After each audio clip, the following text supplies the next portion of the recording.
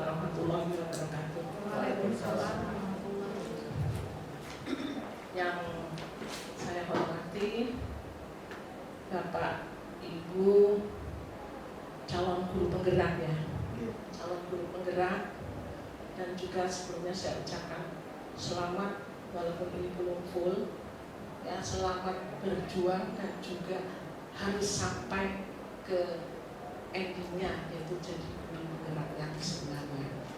Dan yang saya hormati Bapak Ibu selaku anggota diseminasi ya, diseminasi dalam hal ini saya melakukan dan duduk di depan ini, saya mewakili Bapak Kepala Sekolah, dan saya juga mohon terima kasih kepada Bapak Ibu yang sudah ikut serta mendukung gerakan Bapak Ibu calon guru penggerak. Mudah-mudahan nanti calon guru penggerak akan bertambah semakin banyak, yaitu sesuai dengan aturan-aturan pemerintah yang ada. Mudah-mudahan Bapak Ibu yang ikut di sini nanti semuanya ikut ambil seperti Bapak Ibu calon penggerak yang ada di depan ini. Ya. Assalamualaikum warahmatullahi wabarakatuh. Semuanya itu kita diberikan nikmat sehat. Mudah-mudahan kesehatan ini kita bisa memberikan kepada teman-teman kita dan sejawat atau rekan kita, yaitu untuk kebaikan-kebaikan yang ada, terutama yaitu untuk kemajuan SMK Negeri 19. Dan saya juga merasa bisa belajar mewakili Bapak Kepala Sekolah dalam hal ini, yaitu sebagai pendamping atau pengayom calon guru penggerak. Guru penggerak itu adalah guru yang harus mau bekerja terutama untuk siswa ya, intinya adalah untuk siswa, tapi tidak menutup kemungkinan juga untuk kita, supaya kita juga tetap bersemangat dalam menjalankan tugas-tugasnya. Nah, mudah-mudahan dari guru penggerak, calon guru penggerak angkatan 7 ini juga diberikan suatu kelancaran, kemudahan untuk melakukan ya, boleh dikatakan melakukan SOP yang harus dijalankan sebagai calon guru penggerak, yaitu diantaranya disebutkan yang pertama adalah Bapak Toro ya, yaitu Pak Toro selaku calon guru penggerak angkatan 7, Ibu Christine juga calon guru penggerak, dan Bu Erna juga calon penggerak, dan juga ini sudah jadi guru penggerak. Dan tidak lupa harus yaitu tadi memberikan arahan atau petunjuk-petunjuk kepada yang belum lulus, yang benar-benar lulus, yaitu pada Bapak Rudi ya, tolong yaitu dibimbing angkatan 7 ini, dan mudah-mudahan nanti yang angkatan 8 yaitu calonnya ada Ibu Lili, ada Ibu Endang, ada Ibu Titin, dan nanti ada yang angkatan 9 misalkan tolong seperti Ibu Mutia, Pak Irfan, Bu Yasmin, Bu Ermida ya, terus Bu Sonia, Bu Ismi, itu boleh coba. Jangan berpikir bahwa guru penggerak mau jadi kepala sekolah ya, jangan berpikir, tetapi itu adalah supaya ilmu kita update. Mungkin kalau Bu L, mohon maaf ya, sudah nggak ingin lagi jadi guru penggerak, tinggal menggerakkan nanti ya di rumah kita, itu tadi supaya kita menyiapkan mental ini. Nah, ini yang sudah saya sebutkan, mudah-mudahan bisa berjalan dengan baik. Nah, untuk itu mari kita sama-sama bergabung di dalam guru penggerak untuk kemajuan SMK Negeri 19 yang berprestasi. Terus apa lagi Pak Toro? Berprestasi, SMK 19 berprestasi, apa lagi?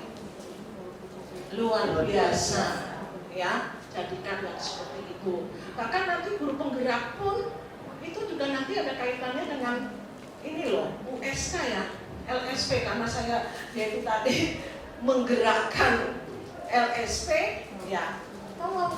Jadi seperti kayak guru-guru produktif itu juga di dalam guru penggerak itu sangat perlu supaya nanti di situ kita bisa mengembangkan bagaimana USK yang seideal mungkin, ya, seperti itu. Ya mungkin itu yang masukan-masukan dari saya. Sekali lagi untuk Bapak Toro, Bu Christine, dan Bu Erna, selamat berjuang sampai akhir dan sampai titik darah penghabisan untuk menjadi guru penggerak. Dan dalam hal ini mungkin sekaligus saya buka ya.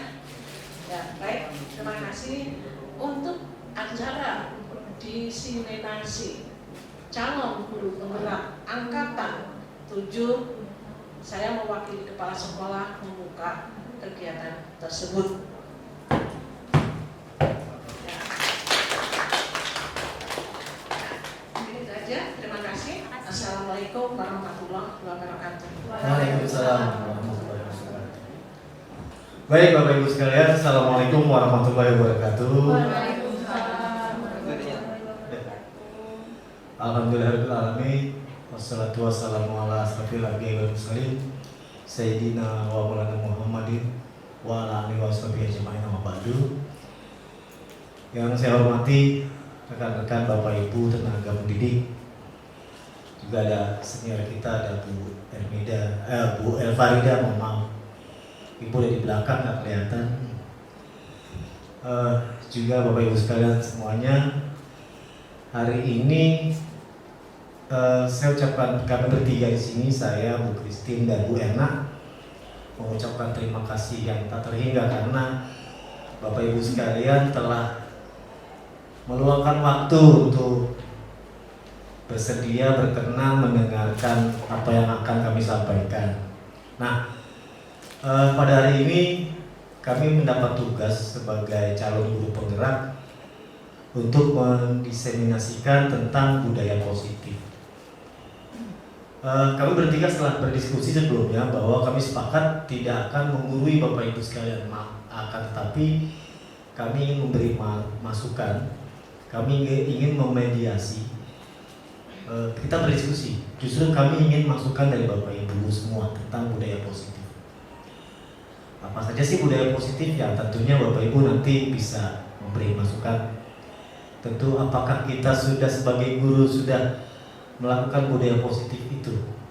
Nah, hal seperti itu mari kita kaji di sini, dan kami tidak menggurui, justru kami ingin masukan. Karena acara ini yang kedua kalinya. Yang pertama dulu dengan Pak Ruby ya. Pak Ruby angkatan pertama, kami angkatan kedua, nanti ada angkatan yang lain mungkin akan mengemas atau packaging ini lebih menarik lagi. Nah, Bapak Ibu sekalian, apa itu budaya positif? Tentu saya dan teman-teman tidak akan masuk ke dalam terminologi atau definisinya, melainkan latar belakang saja. Jadi latar belakang budaya positif yang akan kita bahas pada hari ini yaitu pentingnya membangun budaya positif di sekolah kita sesuai dengan filosofi pendidikan Ki Hajar Dewantoro, yaitu pendidikan yang berpihak pada murid. Nah, itu passwordnya itu, pendidikan yang berpihak pada murid. Seperti apa nanti akan kita bahas. Kemudian bertujuan untuk apa sih kita bicara tentang budaya positif? Bertujuan untuk bagaimana peran seorang pendidik dalam menggerakkan dan memotivasi siswa agar memiliki, meyakini dan menerapkan visi atau nilai kebajikan yang disepakati, sehingga tercipta budaya positif yang berpihak pada murid. Nah, seperti ini akan kita bahas. Kemudian secara materi, budaya positif itu ada 6 Bapak Ibu sekalian, tapi kami nggak bahas semuanya. Kami hanya membahas hanya beberapa saja, mengingat waktu yang cukup singkat. Yang pertama adalah Disiplin positif dan nilai-nilai kebajikan universal. Sekali lagi, kami tidak masuk ke dalam terminologi definisi dari disiplin positif itu. Kami hanya memperkenalkannya saja. Kemudian ada juga dalam budaya positif teori motivasi, di mana hukuman, penghargaan, dan restitusi. Kemudian juga ada keyakinan kelas. Ada lagi yang keempat, kebutuhan dasar manusia dan dunia berkualitas. Yang kelima, 5 posisi kontrol, dan yang terakhir adalah segitiga restitusi. Nah, yang akan kami bahas pada hari ini, yang akan kita bahas adalah 5 posisi kontrol. Apa itu 5 posisi kontrol akan dijelaskan oleh Bu Christine Lambing. Nah, apa goalsnya? Nanti Bapak Ibu memberi kami masukan. Kira-kira Bapak Ibu ada di posisi mana? Apa aja sih 5 posisi kontrol? Ada apa saja, nanti Bu Christine Lambing akan menjelaskan satu persatu mengenai 5 posisi kontrol. Nah, kemudian nanti ada yang terakhir, segitiga restitusi. Apa itu segitiga restitusi? Jadi muara dari 5 posisi kontrol itu yang akan dijelaskan oleh rekan kami Bu Erna Cahyani. Nah, itu dari saya pembukaannya. Baik Bapak Ibu sekalian, ya seperti yang sampaikan sebelumnya, kita akan masuk ke dalam materi tentang 5 posisi kontrol yang akan disampaikan oleh rekan kami Ibu Christine Lambing. Silakan.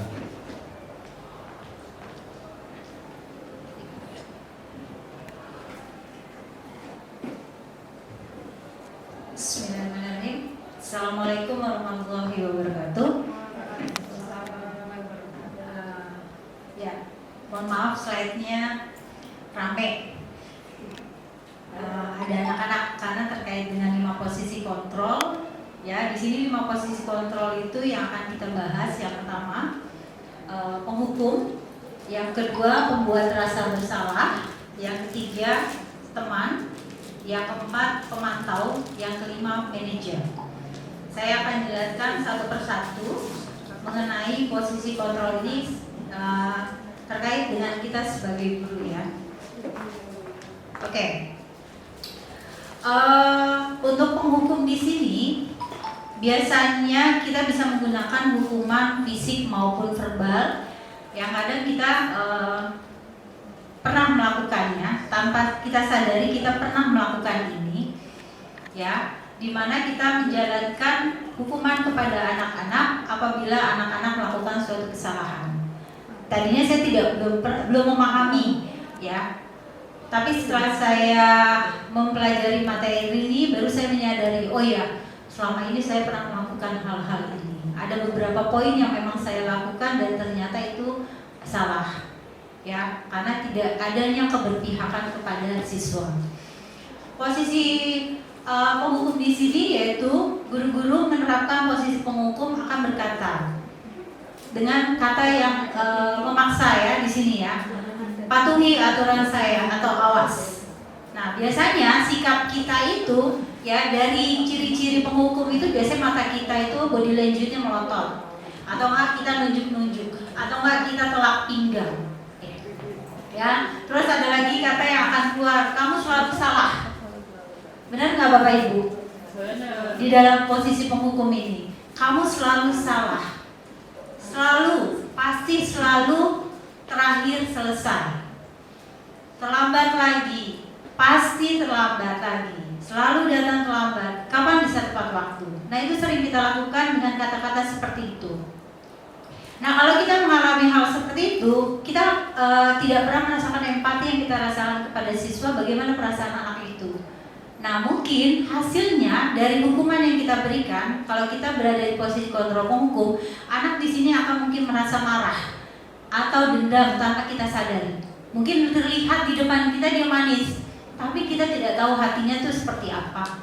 Mungkin di sini ada rasa marah atau dendam atau bersifat agresif. Ya, agresifnya mungkin setelah dia dimarahi dengan kita hukum, nanti sampai ke kelasnya mungkin dia akan melakukan coret-coret mejanya atau coret-coret di bukunya, atau mungkin yang lebih fatal kalau anaknya frontal, dia itu akan melakukan kesalahan dengan misalnya ya, di sini contohnya adalah menggores kendaraan bapak ibu gurunya. Nah, ini hasilnya dari posisi penghukum.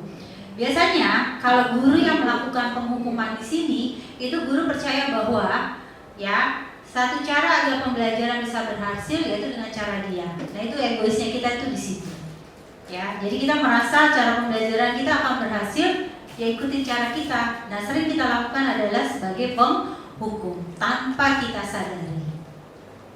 Yang kedua adalah posisi pembuat merasa bersalah. Ini juga sama. Kalau di sini posisinya kita mencari empati dari siswa. Ya, ini kebalikan dari penghukum. Kalau penghukum kan nadanya keras, tapi kalau pembuat rasa bersalah nadanya lemah lembut. Ya, di sini contohnya ada kata-kata yang biasa kita keluarkan. Ibu sangat kecewa sekali dengan kamu. Ini biasanya guru-guru yang manis ya. Ada guru-guru yang seperti ini. Ya. Terus gimana coba kalau orang tua kamu tahu kamu berbuat begini? Nada suaranya tuh melas, halus, sedih, bahasa tubuh tuh kadang kita merapat pada siswa ya, kadang kita lesu gitu. Kan udah ibu bantu, kok kamu masih melakukan hal yang seperti ini? Itu ada beberapa yang kita lakukan juga seperti ini, kadang ya. Nah hasilnya kalau kita menempatkan hal seperti ini kadang justru malah mengakibatkan hal yang di luar dugaan kita. Ya, efeknya malah lebih berat dibandingkan menghukum. Di sini hasilnya murid akan merasa bersalah karena dia sudah mengecewakan gurunya. Karena kita tanpa kita sadari kita menyalahkan siswa. Baik, terima kasih Bu Christine. Bapak-Ibu sekalian, ini ada resumenya. Oh iya. Ini ada 5 posisi kontrol ini. Ini ya. Sorry. Ya. Bapak Ibu sekalian, nanti setelah Bu Ana, nanti Bapak Ibu lah yang akan membuat kesimpulan. Kira-kira Bapak Ibu ada di posisi mana? Kemudian yang kedua, ada pertanyaan pemantiknya adalah, menurut Bapak Ibu sekalian, apakah masih relevan, masih perlu posisi sebagai penghukum? Karena ini menjadi pembicaraan yang sangat seksi begitu ya. Kalau guru itu perlu nggak sih menjadi penghukum? Apakah udah nggak zamannya lagi guru jadi penghukum? Tapi guru harus bisa menghukum. Nah, ini yang akan kita lebarkan pada Bapak Ibu sekalian. Namun sebelumnya kita ikuti dulu apa yang akan disampaikan oleh Bu Erna Cahyani mengenai segitiga restitusi. Saya menerima atau Ibu aja? Monggo silakan Ibu.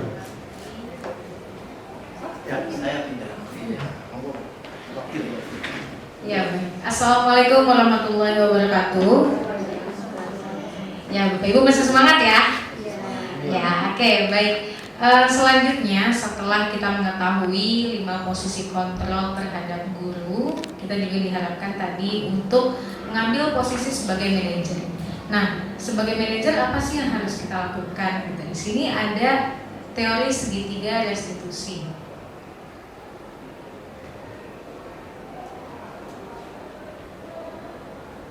Oke, di sini ada segitiga restitusi. Di sini gambarnya segitiga. Yang pertama, sisi yang paling bawah dulu kita lihat. Ya, ini jadi sisinya tidak boleh tertukar, Bapak Ibu. Sisi yang pertama menstabilkan identitas. Kemudian sisi yang kedua ada validasi tindakan yang salah, ada di sebelah kiri. Kemudian yang ketiga, sisi menanyakan keyakinan. Nah, kira-kira apa sih? Sebenarnya mungkin kita udah melakukan ini, ya, tapi kita nggak tahu aja namanya ini segitiga restitusi, seperti itu. Nah, untuk sisi yang pertama, menstabilkan identitas. Jika ada peserta didik yang kurang sesuai melakukan sesuatu, yang pertama harus kita lakukan adalah menstabilkan identitasnya. Karena biasanya peserta didik yang melakukan kesalahan atau melakukan sesuatu yang kurang pas, dia ada rasa bersalah terhadap dirinya. Kemudian dia merasa gagal sebagai siswa, dia merasa gagal sebagai anak. Nah, yang harus kita lakukan adalah stabilkan dulu identitasnya. Tanamkan pada dirinya bahwa tindakan tersebut ya memang salah, tapi wajar dilakukan. Gitu, karena sebagai manusia itu tidak terlepas dari kesalahan. Nah, menstabilkan identitas ini bagian dasar dari segitiga restitusi yang tujuannya mengubah identitas anak dari yang tadinya merasa gagal menjadi sukses. Suksesnya gimana? Sukses berefleksi. Itu. Nah, kemudian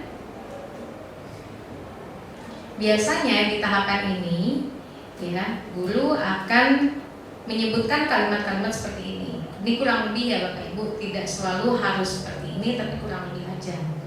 Ini gunanya untuk anak reflektif seperti itu. Yang pertama, berbuat salah itu tidak apa-apa. Ini bukan berarti kita menormalisasi kesalahan, bukan. Melainkan kita memberikan pemahaman bahwa tidak harus peserta didik itu selalu merasa oh salah berarti nanti akan mendapat nilai buruk atau seperti apa. Tidak seperti itu, melainkan kesalahan itu adalah sesuatu yang wajar dan manusiawi sebagai manusia. Kemudian ada juga tidak ada manusia yang sempurna.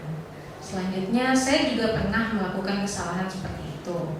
Kemudian kita bisa menyelesaikan ini, kita beri motivasi terhadap anaknya. Kemudian Bapak Ibu tidak tertarik mencari siapa yang salah, tapi Bapak Ibu ingin mencari solusi dari permasalahan ini. Kemudian kamu berhak merasa begitu jika anak marah. Kemudian apakah kamu sedang menjadi teman yang baik buat dirimu sendiri? Seperti itu. Jadi kalimat-kalimat ini yang terlebih dahulu kita sampaikan. Biasanya ketika kita sampaikan seperti ini, anak yang tadinya takut menjadi sedikit tenang. Seperti itu, karena identitas yang tadinya dia merasa gagal, dia merasa bersalah itu sudah di netralkan atau sudah kita tone down dulu seperti itu. Kemudian sisi yang kedua, ya setelah dia tahu dia merasa bersalah, kita validasi tindakan yang salah. Nah, setiap tindakan kita dilakukan dengan satu tujuan. Jadi tidak langsung kita hakimi anaknya. Jadi baiknya adalah kita tanya dulu alasannya, mengapa kamu melakukan seperti itu. Kita validasi tindakannya. Tindakannya memang salah, ya tindakannya memang tidak baik. Nah kemudian apa? Apa alasannya? Apa tujuannya dia berbuat seperti itu? Ditanya dulu seperti itu. Tidak langsung kita menghakimi. Oh kamu bajunya keluar, atau mungkin kamu kemana-mana tidak pakai sepatu. Itu. Kenapa? Jangan seperti itu. Itu terlihat menghakimi, terdengar menghakimi. Tapi gunakan kalimat yang lebih seperti ini ya. Kita validasi kebutuhan mereka. Padahal kamu bisa melakukan yang lebih baik dari ini ya. Gitu. Kita kasih motivasi juga bahwa tindakan dia salah. Kemudian dia bisa loh sebenarnya melakukan hal yang lebih baik. Kemudian kamu pasti punya alasan mengapa melakukan hal itu. Kemudian kamu patut bangga pada dirimu sendiri karena kamu telah melindungi sesuatu yang penting buatmu. Kemudian kamu boleh mempertahankan sikap itu, tapi kamu harus menambahkan sikap yang baru. Itu untuk validasi tindakan yang salah. Dan yang terakhir, ini adalah lanjutan dari yang Bu Christine tadi sampaikan, ya. Menanyakan keyakinan. Setelah kita memvalidasi, kita tanyakan keyakinannya lagi. Entah itu keyakinan kelasnya, entah itu keyakinan pada saat mata pelajaran. Nah, teori kontrol menyatakan bahwa kita pada dasarnya termotivasi secara internal. Jadi motivasi yang harusnya hadir pada anak bukan motivasi karena ingin mendapatkan sesuatu dari gurunya, bukan timbal balik, melainkan motivasi internal yang timbul di dalam diri anak tersebut. Nah, kemudian ya, kalimat ini yang harusnya disampaikan kepada anak. Ya, apa yang kita percaya sebagai kelas atau keluarga. Di kelas ini kita punya keyakinan yang seperti apa sih nak? Kemudian apa nilai-nilai umum yang telah kita sepakati. Kemudian apa bayangan kita tentang kelas yang ideal. Kita mau kelasnya seperti apa. Kemudian kamu mau jadi orang yang seperti apa. Nah, ini adalah segitiga restitusi Bapak Ibu. Nah, segitiga restitusi ini harus dilakukan ketika memang menemukan sesuatu yang tidak pas pada anak gitu. Nah, selanjutnya seperti yang tadi disampaikan oleh Bu Christine dikembalikan lagi ke keyakinan kelasnya. Jadi ketika sudah sampai akhir, kemudian dia sudah menyadari kesalahannya apa, dikembalikan lagi ke keyakinan kelas. Gitu. Nah ini adalah lanjutan ya Bu ya, lanjutan dari 5 posisi kontrol, yaitu segitiga dan seterusnya. Seperti itu Bapak Ibu. Ada tambahan mungkin? Christine atau cukup ya? Oke, baik. Ya, sekian presentasi dari saya. Terima kasih. Wassalamualaikum warahmatullahi wabarakatuh. Waalaikumsalam warahmatullahi wabarakatuh. Baik Bapak Ibu sekalian, itulah materi yang disampaikan kami bertiga. Dan tentunya saya yakin di dalam hati Bapak Ibu tentang keyakinan kelas. Nah, keyakinan kelas itu sudah dibuat, tapi dasar memang anak-anak selalu tidak konsisten dan tidak konsekuen terhadap keyakinan yang telah disepakati. Seperti itu kadang-kadang. Atau Bapak Ibu sudah melakukan 4 atau 5 posisi kontrol, namun kadang-kadang kita tidak dapat pula mengendalikan siswa yang memang kadang-kadang kita maklumi usianya seperti itu. Nah, oleh karenanya di dalam materi budaya positif ini diharapkan Bapak Ibu bisa mendapat formulasi baru untuk menghadapi atau mengendalikan siswa kita di SMK Negeri 19 ini. Baik Bapak Ibu sekalian, secara acak saya akan bertanya kepada Bapak Ibu. Kira-kira Bapak Ibu yang kami tanya bertiga ini salah satu, nanti mungkin nggak 10-10-nya, mungkin beberapa saja secara acak. Kira-kira Bapak Ibu sudah berada di posisi mana di antara 5 posisi kontrol tersebut? Dan apa pandangannya tentang keyakinan kelas? Dan yang terakhir adalah apakah posisi sebagai penghukum masih relevan untuk kita lakukan? Baik, siapa yang pertama? Teman-teman, Bu Christine, Bu Emma, siapa? Siapa? Bu Lili dulu sebagai Bu Lili. Oke, Bu Lili, buka posisi kontrolnya, 5 posisi kontrol Bu Emma. Saya yakin apa tentang pemahaman masing-masing posisi kontrol itu Bapak Ibu sudah memahami. Nah ini ya. Iya, posisi kontrol ada 5. Monggo silakan Bu Lili. Bismillahirrahmanirrahim. Saya memposisikan saya 5-5-nya kata Bu Christine tadi, sebetulnya kita melakukannya 5-5-nya ini Pak. Penghukum iya, pembuat rasa bersalah iya, teman juga sering, pemantau, dan terakhir yang mungkin jarang tapi pernah kita lakukan. Di sisi penghukum, ya, saya termasuk salah satu guru yang nada suara saya keras, Pak. Dengan nada suara saya yang keras seperti ini, mungkin dari sisi penghukum ini banget dirasakan oleh anak. Nah, kemudian dari nada saya yang keras ini, pembuat rasa bersalah kepada anak juga timbul, Pak. Jadi memang saya harus belajar untuk mohon maaf, seperti Bu Ermida yang berlatih, saya bilang saya harus berlatih untuk sedikit berlembut di posisi suara. Karena nada tinggi saya itu saya teriak, kelas yang lain dengar. Kemudian saya juga kadang memposisikan anak sebagai teman. Betul Bang, ada anak yang kita colek saja gampang banget. Kemudian yang pemantau, ya juga. Kemudian saya akan berusaha untuk berlatih. Satu, dari sisi suara saya harus melatih agar saya berlembut ria.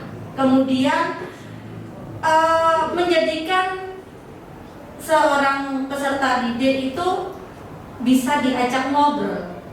Pelajaran akuntansi itu sangat berat, ya. Kemudian mindset anak-anak terhadap saya juga sudah terpaham. Oh, guru akuntansi seperti ini. Padahal niat saya adalah disiplin sebetulnya Pak. Disiplin yang saya terapkan, kamu berdisiplin ria, akan jalan semuanya. Gitu.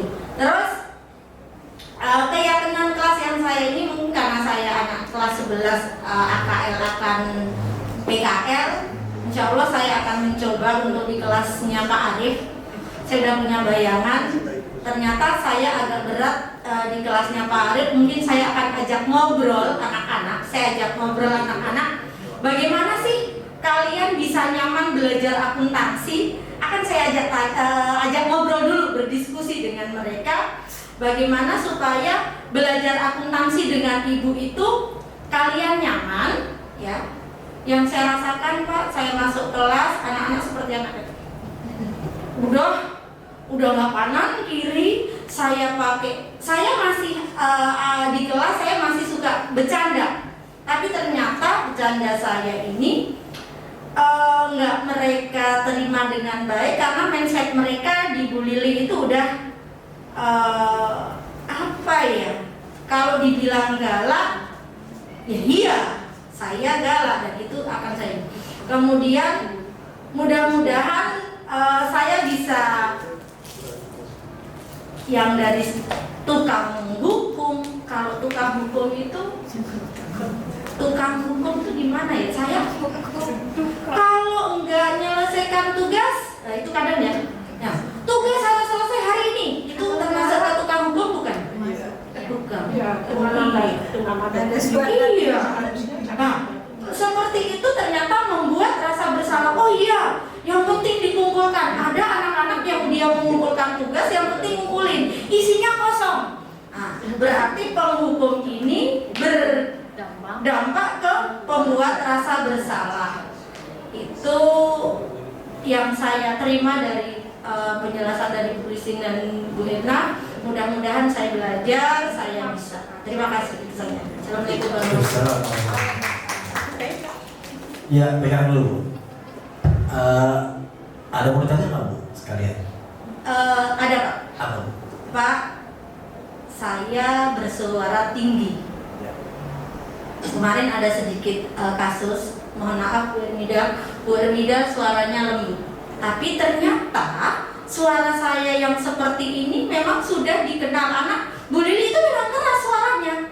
Jadi kalau yang dikatakan Bu Lili kategorinya sudah saya marah tapi mereka ini. Sementara Bu Ermida lembut banget, tidak pernah tegur anak dengan nada keras. Sekalinya tegur anak nada keras, anak itu merasa teraniaya, terzolimi, sampai merasa terzolimi. Sementara kalimat yang saya ungkapkan ke anak tersebut sebetulnya lebih tegas, lebih tajam menurut saya. Tapi karena kebiasaan saya seperti ini, kata anak, nggak apa-apa Bu. Kemudian ada lagi, dulu Pak, saya pernah berkasus ria dengan anak akuntansi. Gara-gara saya bilang ke mereka, kamu kok Lola sih? Lola itu loading lama maksud saya. Yuk beli paket data yang yang lebih gede. Saya bilang gitu. Itu juga akibatnya fatal gara-gara Lola. Sementara mohon maaf ada teman yang lebih keras dari saya tapi nyaman-nyaman saja. Padahal hanya itu tadi saya bilang Lola aja menjadi merasa terzolimin, sementara yang ada yang bilang agak keras itu kan kasar gitu, ternyata sudah biasa. Bagaimana solusinya dengan keadaan yang seperti itu? Terima kasih. Ya, baik. Assalamualaikum warahmatullahi wabarakatuh. Waalaikumsalam. Apa ya? Sebenarnya kalau saya pikir mendukung untuk guru yang masih, saya pikir kalau apa yang saya lakukan untuk saya sampai sejauh ini, saya pun nggak ngerti kemarin kasusnya Farel ini.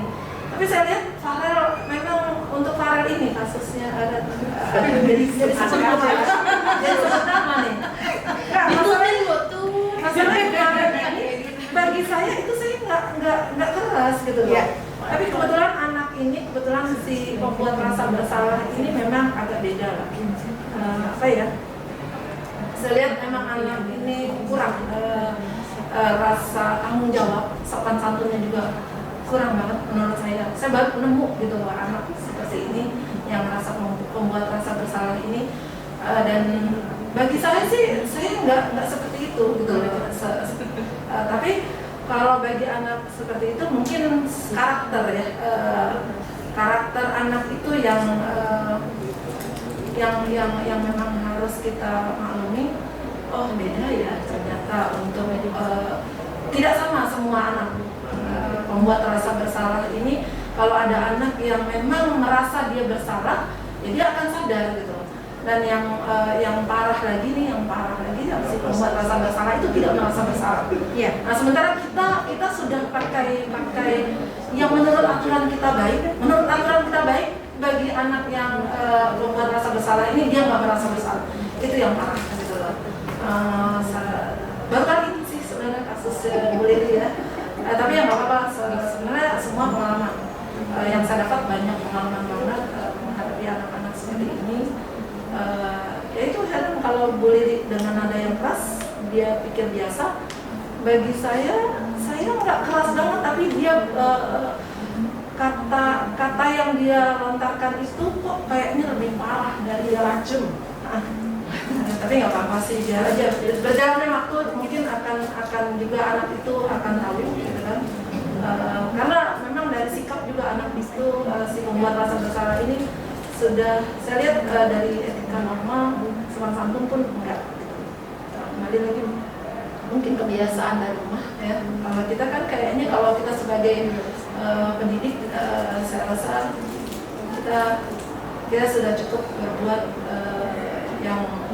yang terbaik menurut kita gitu kan. Tapi belum tentu si pembuat rasa bersalah ini merasa ya mungkin beda zamannya ya. Kalau dulu kita dimarahi guru saja sudah merasa dia udah salah, koreksi diri. Kalau anak sekarang kalau bisa dia masih membenarkan dirinya, dia merasa benar gitu loh. Tapi ya saya pikir biar aja yang melihat, yang menilai kan kita bukan menilai sama satu anak yang menilai, kita kan banyak. Kalau kemarin pun saya mengalami seperti itu ya aneh saja sih sebenarnya. Cuma ya kebetulan saya lagi yang ya nggak apa-apa.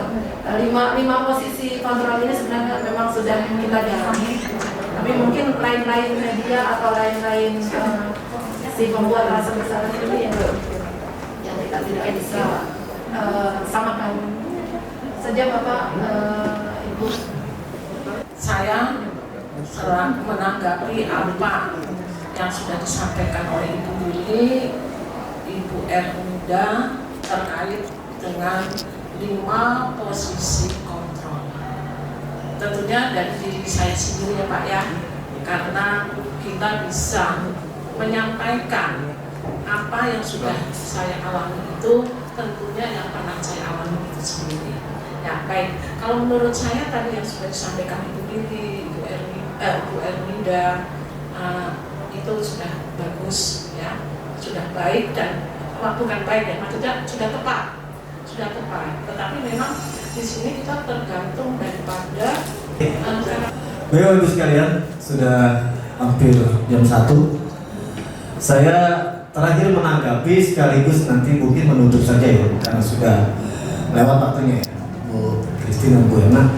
Bapak Ibu sekalian, sebelum saya menanggapi, saya kembali kepada judul pada materi utama hari ini, yaitu budaya positif Bapak Ibu. Tentu budaya positif ini yang diidamkan oleh seluruh guru dan sekolah tentunya.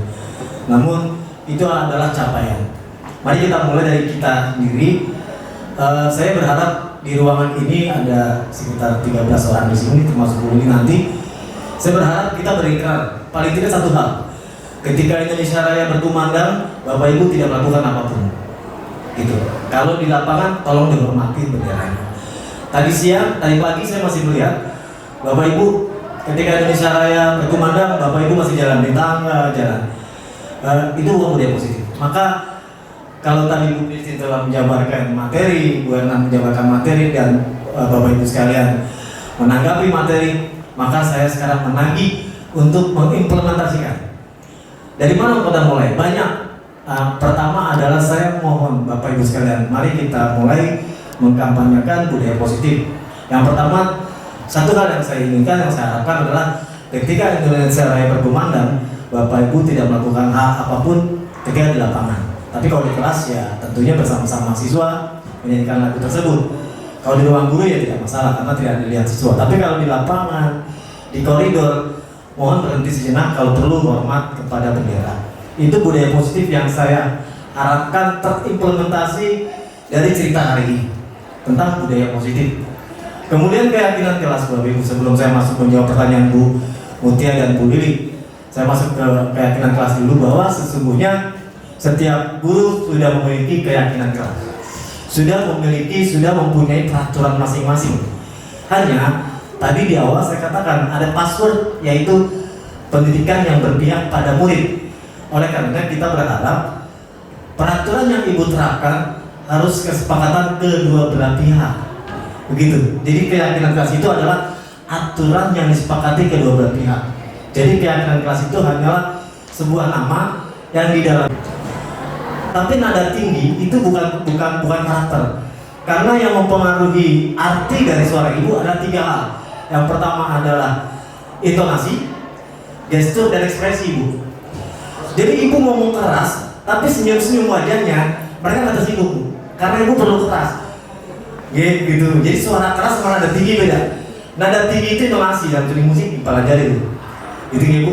Jadi kalau stimulus respon itu kan merupakan bagaimana tanggapan proses pembelajaran dari sebuah tanggapan atas rangsangan yang didapat. Saya nggak masuk ke teori, itu Petrovic punya, bisa 4 SKS kalau misalnya itu. Jadi saya cuma mengatakan bahwa yang pertama yang saya kritisi dan saya tanggapi buat Ibu adalah hindari penggunaan diksi atau frase-frase yang membedakan antara murid dan guru. Lola, kemudian apalagi frase-frase yang lazim digunakan oleh siswa. Tidak boleh kita gunakan karena itulah yang membedakan antara murid dan guru. Nah itu dia. Kemudian sekali lagi Ibu untuk mengendalikan intonasi, gestur dan ekspresi dalam stimulus respon dan teori behavioristik, intonasi, gestur dan ekspresi itu dipengaruhi oleh temperamen emosional kita. Jadi kalau Ibu berangkat ke sekolah, saran Pak Toro nih Bu, emosinya 3 di rumah, masukin dalam kulkas. Emosinya 3 di rumah, Ibu berangkat ke sekolah. Iya, tinggi-tinggi Bu. Jadi emosinya 3 di rumah, Ibu berangkat ke sekolah. Maka Ibu akan dapat dengan mudah mengendalikan intonasi, gestur dan ekspresi. Tangan mengapal itu adalah gestur Bu, gitu ya. Wajah marah itu ekspresi. Kemudian, nah itu nada tinggi adalah intonasi. Tapi kalau Ibu siap gerak, mereka tepuk tangan semua Bu, kayak gitu. Suaranya keras dong, tapi intonasinya menyiapkan barisan. Itu. Kemudian aturan sekolah. Saya cuma cerita saja, Ibu Bu Mutia, memang masalah terlambat menjadi mimpi buruk kita semua sekolah. Selalu anaknya itu juga.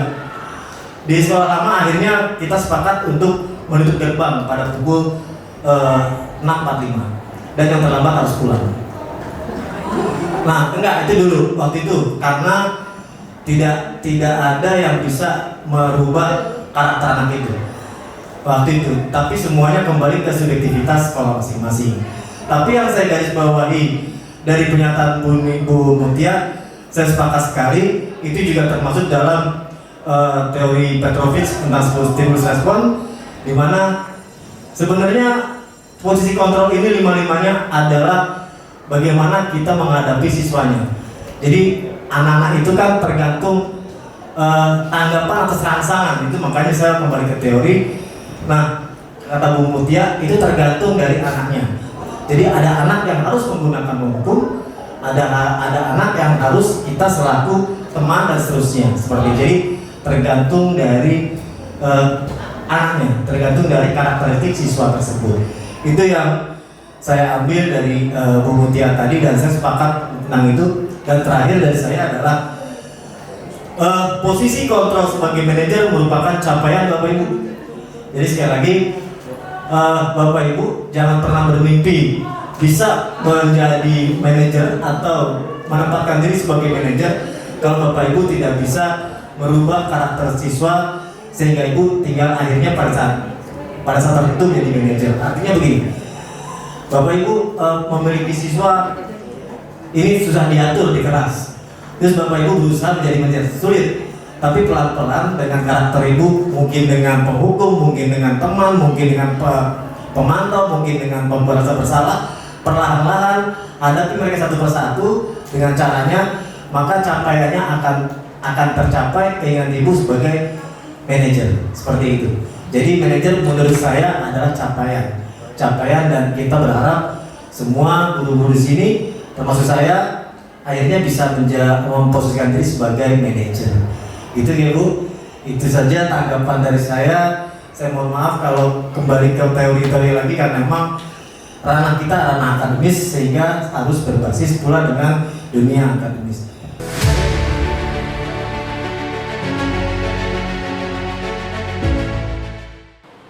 Assalamualaikum warahmatullahi wabarakatuh. Waalaikumsalam warahmatullahi wabarakatuh. Selamat pagi semua. Dan hari ini khusus saya ingin menjelaskan tentang keyakinan kelas. Namanya keyakinan kelas. Apa sih keyakinan kelas? Saya jelaskan terlebih dahulu. Kebetulan kita sudah siapkan semua ini. Ada 6 kelompok yang akan kita simulasikan nanti hampir keyakinan kelas. Anakku sekalian, kalian yang biasa naik motor, tentu ada peraturannya harus menggunakan helm, benar ya? Ada yang tahu nggak kenapa ada peraturan harus menggunakan helm? Siapa tahu? Ada yang tahu? Siapa aja boleh jawab? Ya, Excel. Agar kepala kita tidak terbentur. Apalagi kenapa ada peraturan harus pakai helm? Siapa yang tahu? Ayo, ada yang mau jawab? Siapa aja boleh? Kenapa kita harus pakai helm kalau naik motor? Kalau nggak naik motor, nggak pakai helm, pasti kalian khawatir ditangkap karena melanggar aturan. Nah, kenapa ada aturan harus pakai helm? Ada yang tahu? Siapa? Ya, kamu. Untuk melindungi kepala apabila terjadi kecelakaan di jalan raya. Untuk melindungi kepala agar terlindung dari benturan gitu ya di jalan raya. Sama seperti Excel agar tidak terjadi kecelakaan pada kepala, gitu kan? Apalagi? Ayo, kenapa ada peraturan harus menggunakan helm pada saat mengendarai sepeda motor? Satu lagi, ada yang tahu? Udah tadi, ada lagi yang mau menambahkan nggak? Selain melindungi kepala, ayo. Nah, kamu apa? Jawabnya apa? menjaga keselamatan selama berkendara, Pak. Menjaga keselamatan selama berkendara. Sama, melindungi kepala dari benturan, menjaga keselamatan. Nah, peraturan itu dibuat agar kita terlindungi dari kecelakaan kendaraan bermotor di jalan raya. Jadi peraturan itu dibuat bukan karena supaya pakai helm biar keren, biar ganteng, betul. Tapi peraturan itu dibuat demi melindungi keselamatan kalian saat berkendara jika terjadi kecelakaan di jalan raya. Artinya peraturan itu dibuat ada tujuannya. Ya serta-merta diaturan untuk kalian jadi sempit ruang gerak kalian, bukan. Tapi justru peraturan dibuat untuk kita, seperti contoh, menggunakan helm agar selamat sampai tujuan apabila ada kecelakaan. Tapi kita semua berdoa semoga kita selalu selamat, selalu dilindungi dari perjalanan kita. Seperti itu ya. Nah, karena keyakinan kelas adalah peraturan, aturan-aturan yang kita buat dan kita sepakati. Tujuannya agar kalian bisa melaksanakan pembelajaran di sekolah ini dengan baik. Jadi keyakinan kelas itu adalah sekumpulan peraturan yang kita sepakati antara saya sebagai guru maupun kalian sebagai siswanya. Siapa yang bikin peraturan? Yang bikin peraturan adalah kalian. Kan? Misalkan saya Excel bikin peraturan tidak boleh mengantuk selama pembelajaran, boleh? Boleh, saya sepakat. Saya bersedia, gitu ya. Kalau misalkan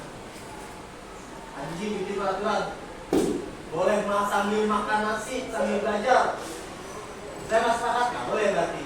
Ya. Tapi kalau saya boleh. Silakan sambil makan, boleh. Berarti sepakatan namanya keyakinan kelas. Nah, sekarang kalian sudah bawa yang namanya sticky notes. Bawa ya. Masing-masing ambil selembar. Apabila yang nggak punya bisa dibagikan. Warna-warni boleh. Kalian tulis apa yang menjadi aturan menurut kalian. Apa saja boleh. Tulis yang maunya kalian. Boleh tidak masuk selama 30 hari? Nggak boleh. Nggak boleh. Belajarnya tidak ada di rumah? Tidak boleh. Kalau nggak sepakat, berarti tidak jadi keyakinan namanya. Tapi kalau guru tidak boleh terlambat masuk ke kelas, misalkan, kita sepakat, boleh. Itu menjadi aturan yang kita sepakat. Sekarang, sticky note ini dibagikan. Silakan dibagikan.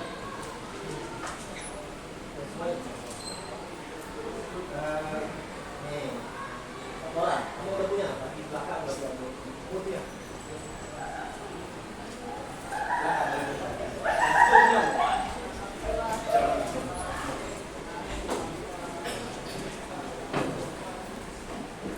Kalian masing-masing tulis peraturan yang kalian mau.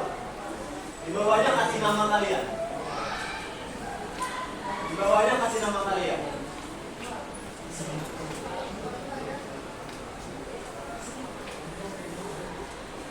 Oke. Tulis peraturan apa yang kira-kira menurut kalian harus ada di ruangan ini di kelas kamu.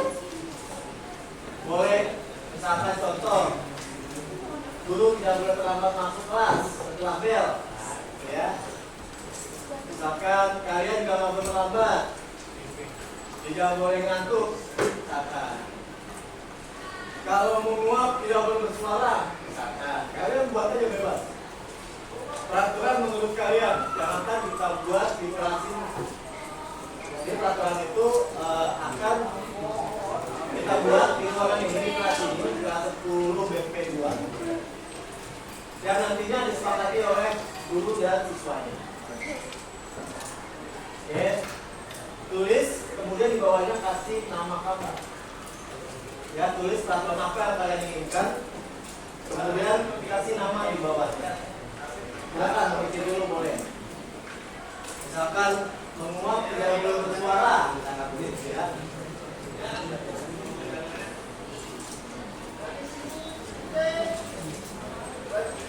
Nah, apa saja yang menurut kalian harus dilakukan, harus ditegakkan aturan tersebut. Kemudian kamu harus tahu keyakinan kelas ini, peraturan ini dibuat supaya kalian nyaman di kelas itu. Jadi ini bukan main-main, tapi beneran supaya kalian nyaman. Misalkan kalian nggak nyaman dengan kotoran di lantai, kalian membuat aturan bahwa piket harus sebersih mungkin misalkan. Kalian nggak nyaman dengan aroma kelas, aroma kelasnya nggak enak, berarti kalian bikin aturan harus kerja bakti seminggu sekali misalkan seperti ini. Nanti kita sepakati dulu, kita sepakati yang namanya disebut keyakinan. Kalau sudah, silakan tulis dulu. Silakan tulis, kalau salah boleh minta lagi, ini banyak, ada banyak. Boleh warna-warni sebetulnya, tapi warna-warna peraturan apa, kemudian kasih nama kalian. Nanti kalian tempel sesuai dengan kelompoknya di depan. Pak. Ditempel sesuai dengan kelompoknya. Sebelum tempel, difoto dulu di meja. Foto dulu di meja punya kalian masing-masing. Masing-masing sebelum ditempel, difoto dulu di meja. Silakan difoto kalau sudah. Setelah difoto, udah kelar, lalu tempel sesuai dengan kelompoknya. Foto dulu sebelum ditempel. Foto sebelum ditempel.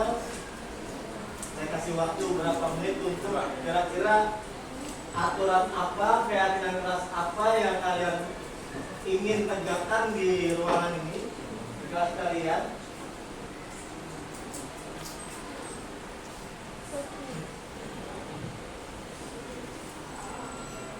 Kalian tegakkan di kelas ini supaya kalian nyaman belajar. Seperti ini.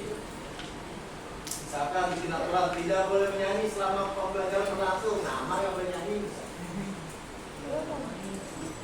Amat bikin aturan harus sholat zuhur bersama. Nggak boleh menyanyi. Jangan sesuai dengan apa yang menjadi keyakinan kalian. Untuk mengusir, menghindari atau meminimalisir, mengurangi hal-hal yang mengganggu belajar kalian. Seperti itu. Jangan lupa tulis apa yang kalian inginkan atau apa yang kalian ingin tegakkan. Kemudian tulis nama kalian. Sekali lagi, aturan ini dibuat bukan untuk mempersempit gerakan kalian, tapi justru untuk membuat suasana belajar buat kalian itu nyaman. Apa sih Pak contoh kenyamanan? Contohnya ruangan ini banyak nyamuk, sehingga kalian nggak bisa konsentrasi, apalagi lagi belajar matematika. Banyak nyamuk, kelas tidak boleh ada nyamuk. Gimana caranya? Misalkan seperti itu ya. Silakan dibuat. Setelah ditulis, kalau sudah punya apa yang kalian yakini, kalau sudah ditulis, difoto dulu. Udah. Kalau sudah, silakan ditempel sesuai dengan kelompoknya masing-masing. Sesuai dengan kelompoknya masing-masing. Tidak boleh nggak usah berurutan, nggak apa-apa. Tempel saja di kelompoknya masing-masing.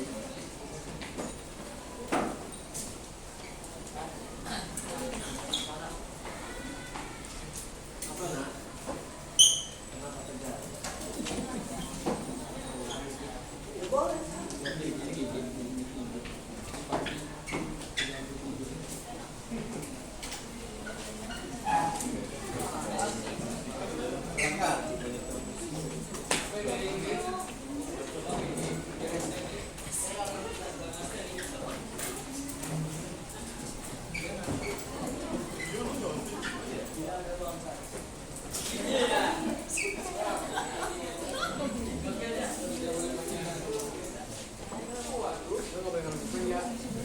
Gue emang gue.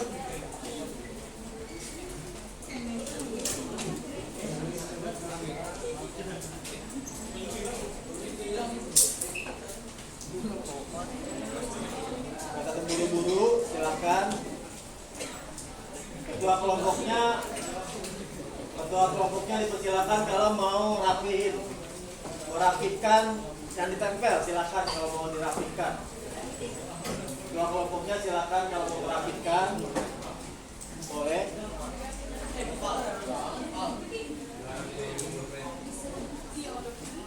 Semua ya. Saya akan bacakan secara acak. Satu kelompok satu saja. Dari kelompok 1 saya baca.